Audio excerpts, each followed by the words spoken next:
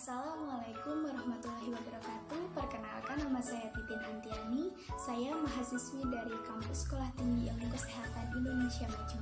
Di sini saya akan menjelaskan tentang edukasi pemberian ASI eksklusif pada bayi. ASI eksklusif.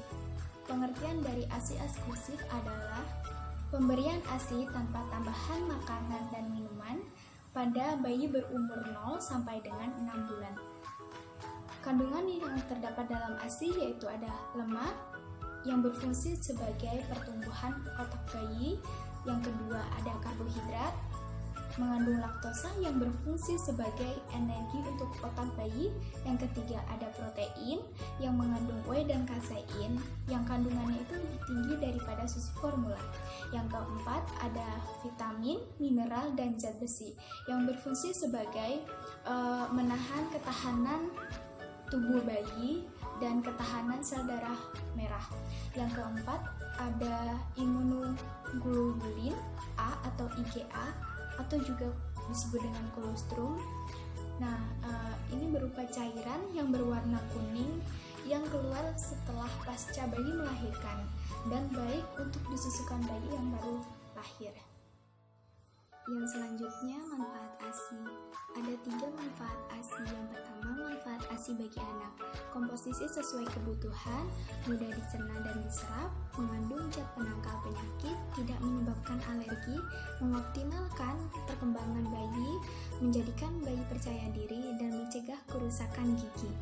Yang kedua, manfaat ASI bagi ibu, mencegah pendarahan pasca melahirkan sebagai metode KB sementara, mengurangi anemia dan CA ovarium dan payudara, mempercepat involusi uterus, dan memberikan rasa dibutuhkan. Manfaat ASI bagi keluarga yaitu menghemat biaya, anak sehat dan jarang sakit, dan tentunya mudah pemberiannya. Selanjutnya, bagaimana teknik menyusui yang benar? Yang pertama, posisikan ibu dengan posisi yang senyaman mungkin, bisa ibu dengan bersandar atau duduk di atas kursi, dan posisikan juga bayi di atas pangkuan ibu dengan mengganjal bantal atau sesuatu agar posisi bayi bisa sejajar dengan payudara ibu. Yang kedua, memasukkan puting payudara ke dalam mulut bayi, memasukkan daerah areola atau daerah yang hitam masuk ke dalam mulut bayi. Yang ketiga, cara melepas puting payudara dari mulut bayi, yaitu dengan memasukkan 1 jari atau 2 jari ke dalam mulut bayi untuk melepaskan puting payudaranya. Yang keempat, yaitu bagaimana cara menyendawakan bayi. Posisikan bayi menghadap ke hadapan ibu dan taruh atau tengkurapkan bayi di atas pundak ibu dengan menepuk-nepuk punggung bayi sampai bayi bersendawa, atau bisa juga mendudukkan atau menengkurapkan bayi di atas pangkuan ibu dan juga dengan menepuk-nepuk punggung bayi sampai bayi bersendawa. Selanjutnya, bagaimana cara pemberian atau penyimpanan ASI untuk ibu yang bekerja? Cara pemberiannya, yang pertama, ibu menyusui bayinya sebelum berangkat bekerja. Yang kedua, ibu memeras ASI untuk disimpan. Yang ketiga, ASI dapat bertahan selama 6 jam jika disimpan di dalam suhu ruangan. Yang keempat, ASI dapat bertahan selama 24 jam jika disimpan dalam lemari es atau kulkas. Dan ASI dapat bertahan selama 6 bulan jika disimpan dalam freezer kulkas. Yang kelima, ASI yang dikeluarkan dari freezer dihangatkan terlebih dahulu sebelum disusukan. Menghangatkannya juga tidak boleh dengan api secara langsung, tetapi direndam dengan air hangat agar tidak merusak kandungan gizi dalam ASI. Kemudian cara penyimpanannya, yaitu memasukkan ASI dalam kantung plastik polietilen atau misalnya plastik gula atau wadah plastik untuk makanan atau yang bisa dimasukkan ke dalam microwave, wadah melamin, gelas, dan cangkir keramik. Kemudian jangan masukkan dalam gelas plastik, minuman kemasan maupun plastik styrofoam. Kemudian beri tanggal dan jam pada masing-masing wadah.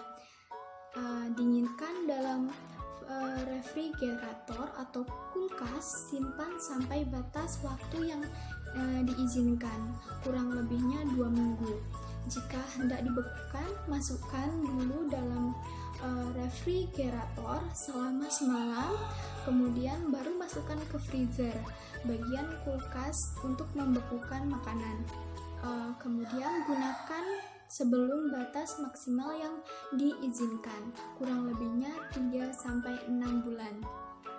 Kemudian selanjutnya, masalah dan penanganan dalam menyusui. Yang pertama, ASI kurang. Cara penanganannya, ibu harus mengonsumsi makanan yang bergizi.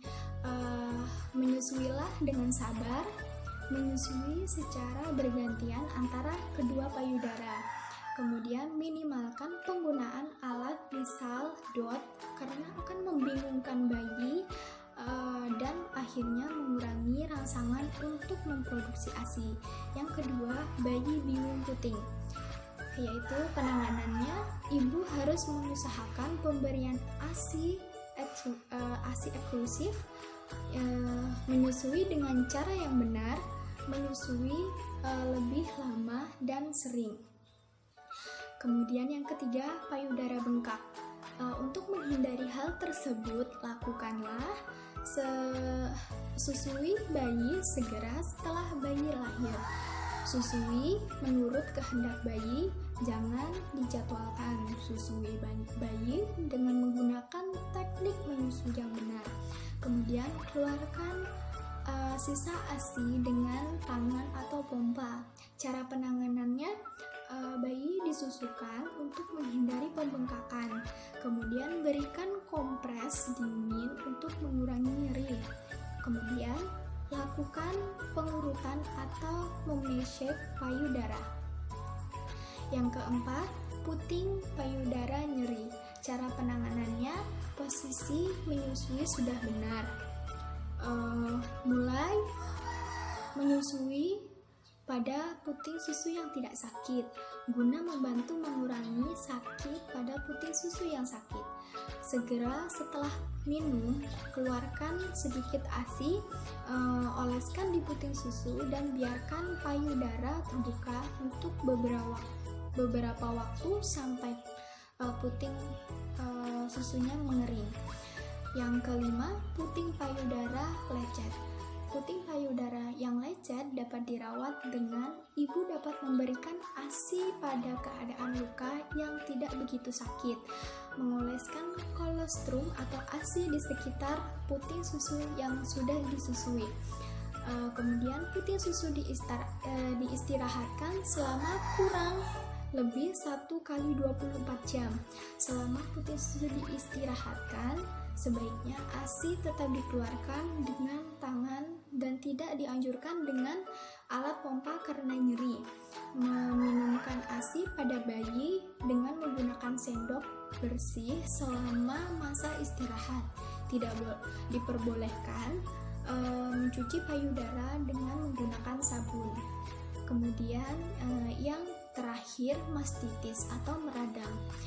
Penanganannya dengan kompres air hangat, ibu tetap menyusui bayinya pada payudara yang tidak terinfeksi. Cukup istirahat, minum air putih minimal 2 liter atau per hari. Minum antibiotik, lakukan perawatan payudara. Sekian video dari saya. Kurang lebihnya saya mohon maaf. Semoga bermanfaat. Wassalamualaikum warahmatullahi wabarakatuh.